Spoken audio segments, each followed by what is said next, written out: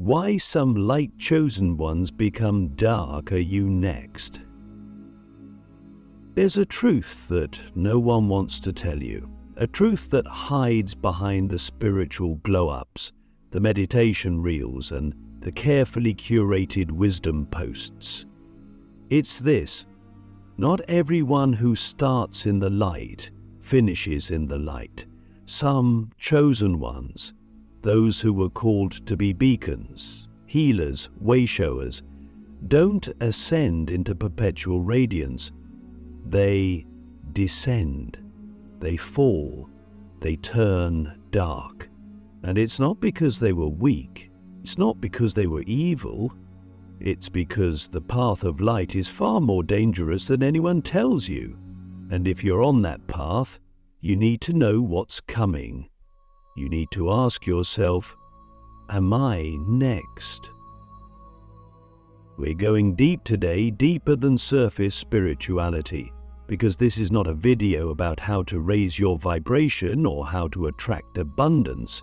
This is about the spiritual war inside the ones who were born with a purpose so intense that it burned them from the inside out. If you've ever felt like your light made you a target, like your awakening isolated you, or like the more you tried to rise, the more life tried to break you, then you already know something most people are afraid to admit. The light can destroy you if you're not ready. Click subscribe to this channel to get more profound spiritual lesson. Let's start at the beginning. The moment a soul is chosen for light, it is marked. Not just in this lifetime, but across timelines, dimensions, and karmic contracts. That soul carries codes, truths buried in the DNA, missions encrypted in the heart. And because of that, the world reacts. The matrix reacts. The shadows react. You start to attract experiences that are not just difficult, they're designed to test your alignment. And here's the twist most people miss: the more light you carry, the more darkness you must face. Not just outside of you, but within. You see, there's a silent law in the spiritual realm. You cannot hold great light without confronting equal darkness. That's the balance. That's the price. And many light-chosen ones aren't warned. They begin their awakening thinking it's going to be all peace and bliss. They don't know that the more they shine, the more they'll be forced to meet the parts of themselves that are still wounded, angry, and afraid. And if those parts aren't healed, they don't disappear, they grow in the dark, in silence, until one day they take over. This is how the fall begins. At first, it's subtle. A spiritual teacher who begins to manipulate instead of serve. A healer who thrives off being worshipped. A light worker who starts to resent the people they're trying to help. The ego, once humbled by awakening, begins to rebuild itself, this time dressed in sacred robes. And the chosen one, who once walked in purity, starts to blur the lines. They still use the language of the light, but the energy shifts. The truth becomes distorted. Pride creeps in. Power becomes seduction. And what was once a mission becomes a performance. Have you seen it? Have you felt it? Maybe you've even felt it in yourself. That bitterness after giving too much. That envy when someone else rises faster. That silent rage that no one sees your gifts. These aren't flaws.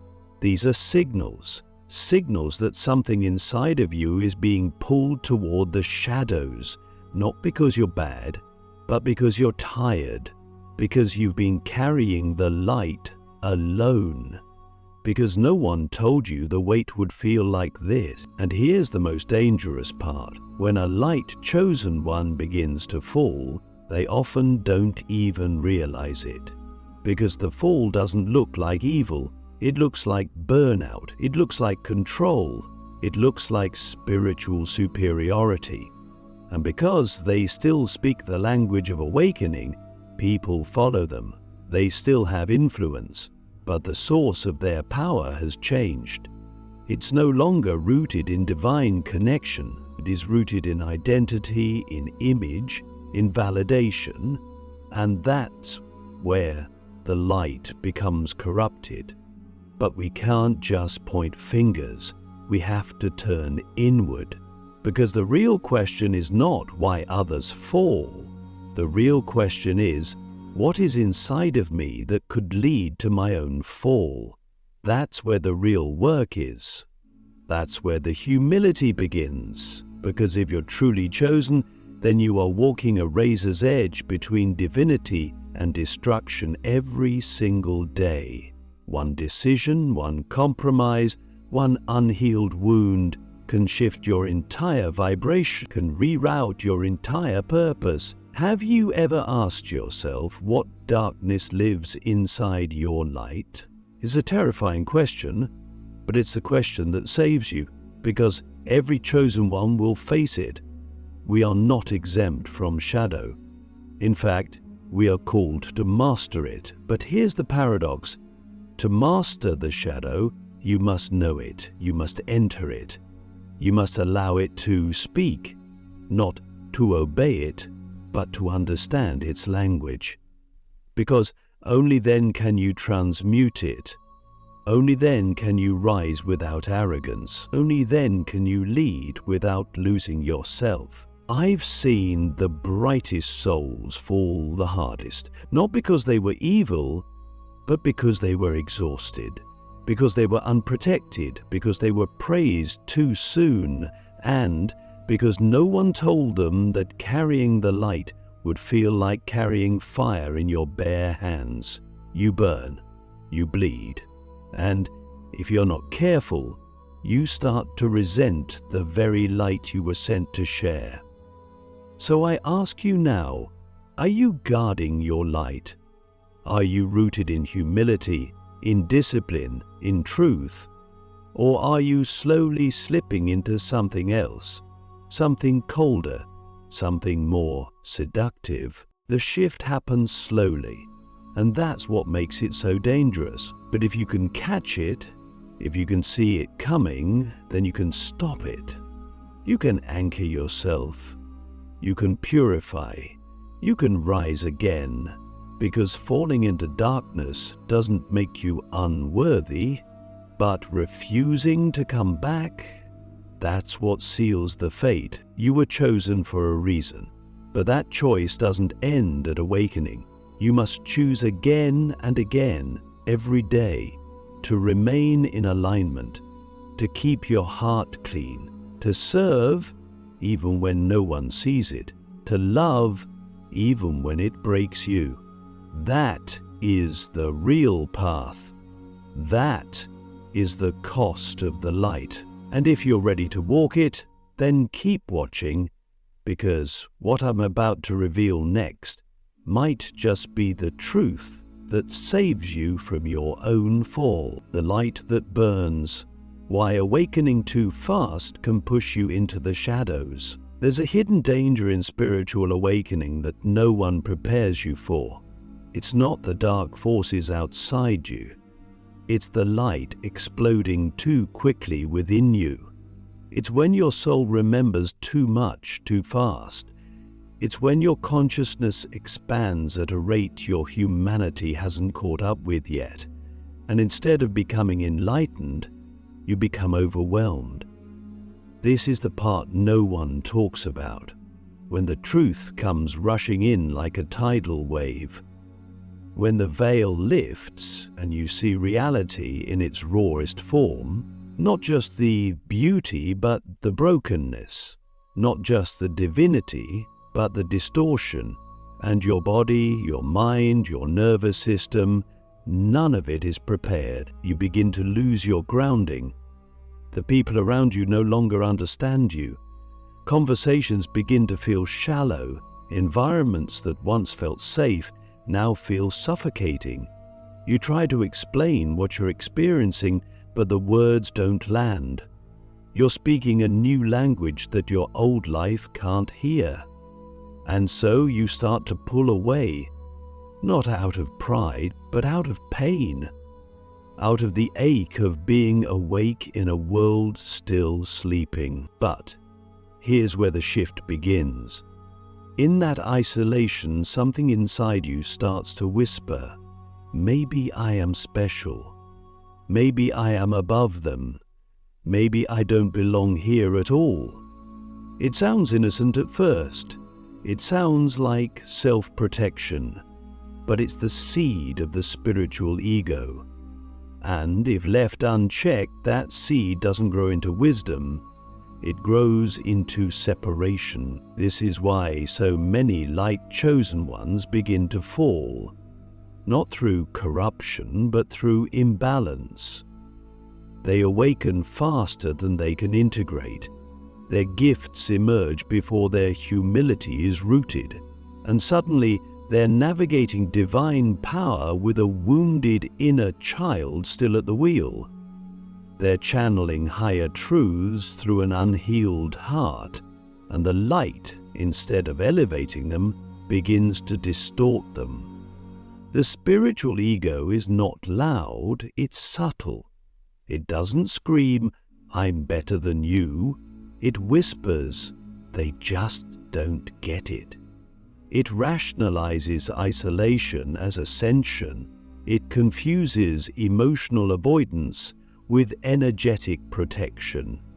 And over time, the chosen one begins to live in a spiritual bubble, untouchable, unchallenged, and unknowingly disconnected from the very humanity they were called to serve. Have you ever felt that shift in yourself? That creeping sense that your awakening made you more than others, instead of more connected to them? It's a dangerous place, because the moment you believe your light makes you untouchable, you stop doing the work. You stop checking your shadow. You stop listening to feedback. And slowly the light you once carried becomes armor. Your intuition becomes justification. Your wisdom becomes control.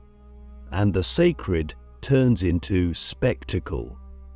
I've seen it happen in quiet ways.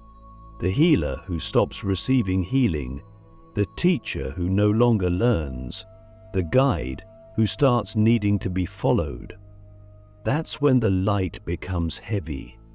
That's when the fire of awakening becomes the flame that burns down the soul's original purity. And it doesn't happen overnight.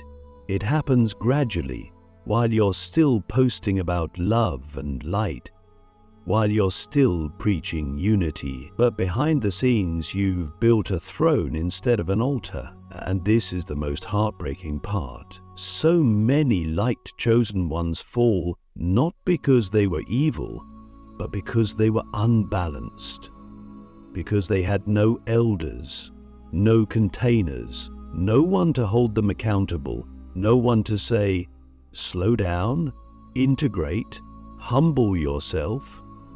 And without that grounding, the very light that was meant to heal them became the very thing that isolated them. So what's the solution? It's not to dim your light, it's to anchor it. It's to root it in devotion, in discipline, in community. It's to remember that awakening is not the finish line, it's the starting point, and the real journey begins after the light comes, when the fire cools, when the visions fade, when the real work begins, keeping your heart open in a world that will try to shut it down. Staying in love when your trauma wants you to run, choosing service over status again and again. And here's the question I want to ask you now. Are you still walking your path with reverence, or have you begun to walk it with entitlement? Because the light doesn't make you a master, it makes you a student, a servant, a vessel. And when we forget that, we begin to fall. The hidden descent, how the spiritual ego becomes the gatekeeper to darkness. There's a moment in every chosen one's journey where the mirror turns on them. Not the mirror of the world, not the reflection of others' opinions, but the inner mirror, the one that shows you what's truly guiding your steps. It doesn't lie, it doesn't flatter, it simply reveals.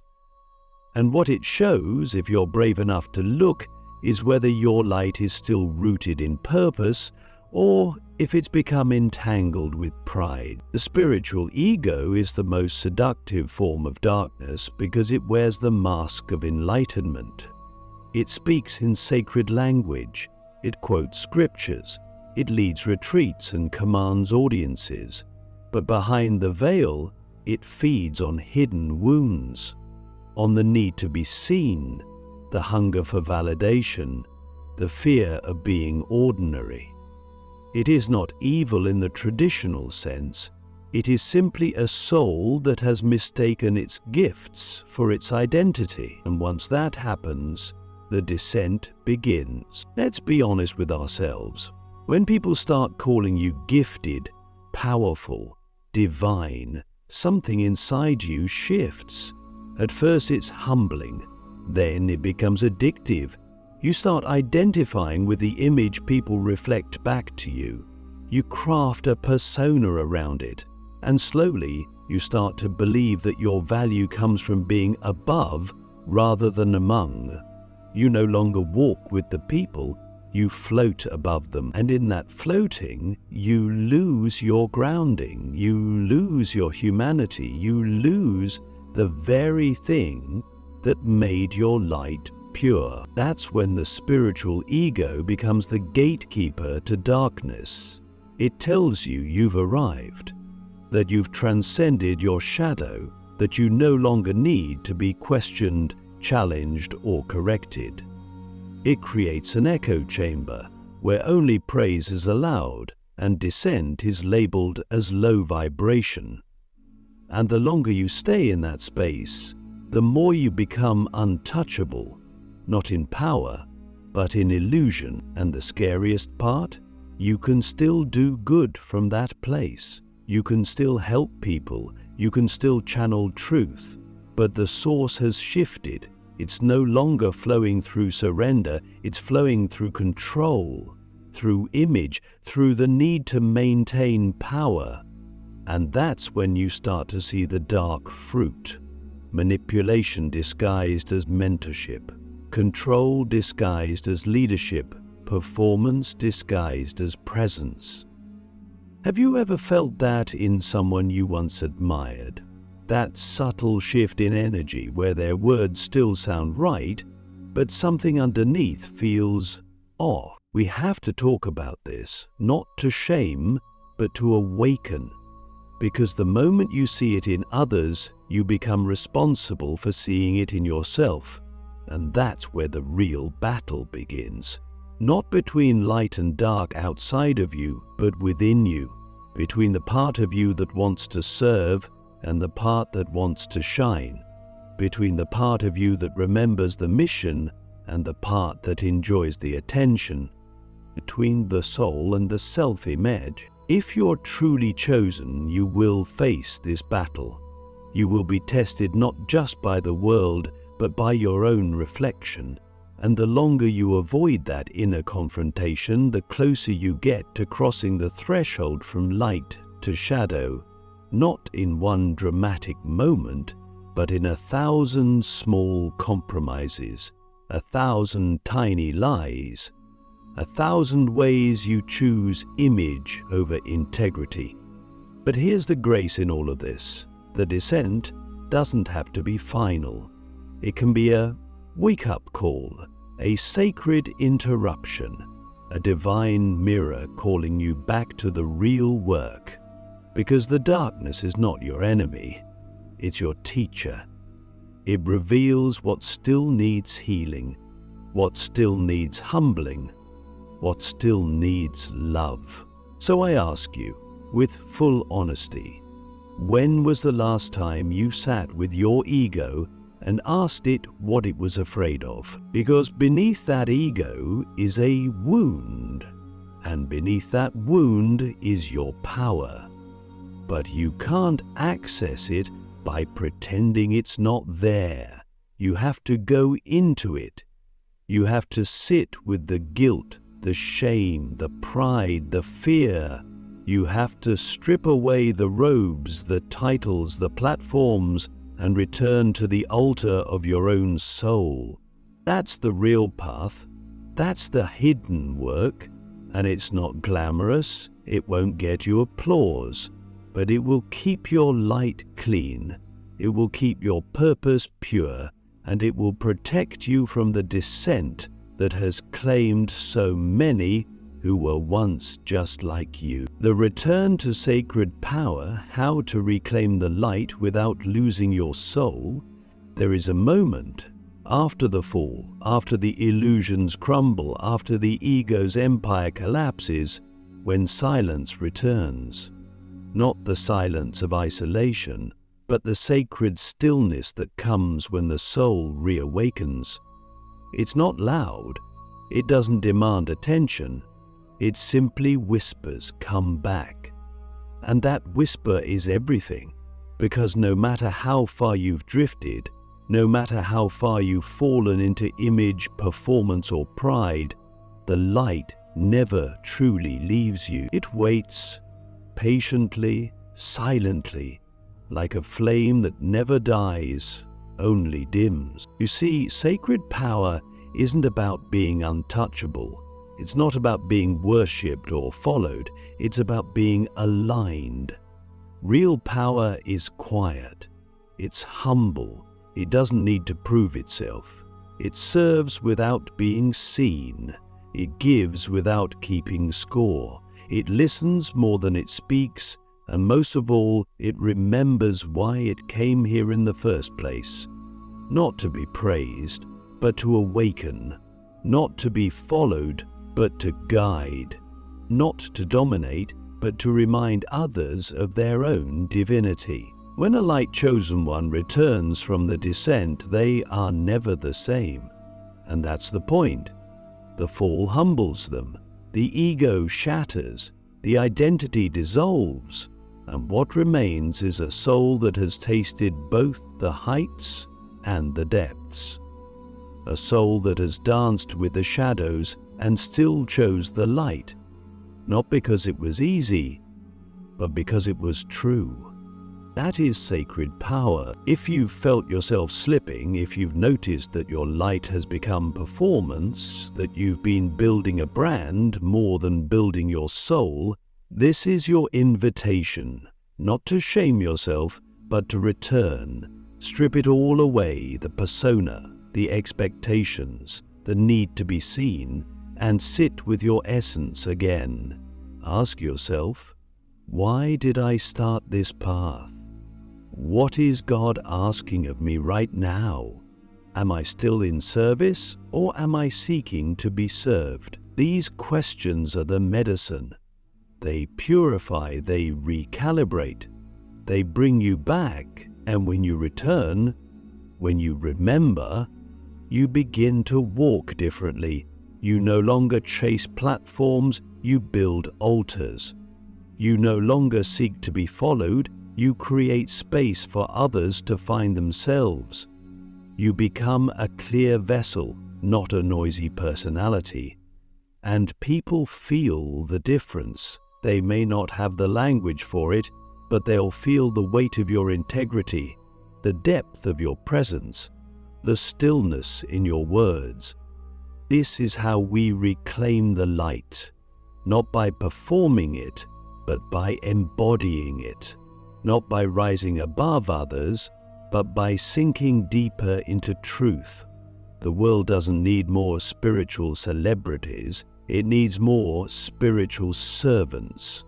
People who've gone to the edge, who've faced themselves fully, and who've chosen to return, not to be praised, but to be real. So, are you ready to return? Not to the version of you that was naive or innocent or untested, but to the version that is honest, grounded, and deeply committed to walking the path with integrity. Because here's the truth. The light never truly leaves you. It waits for you to choose it again, and again, and again. Every day, every moment, in every decision, you were chosen for the light. But now you must choose it in return. This is your moment. Choose well.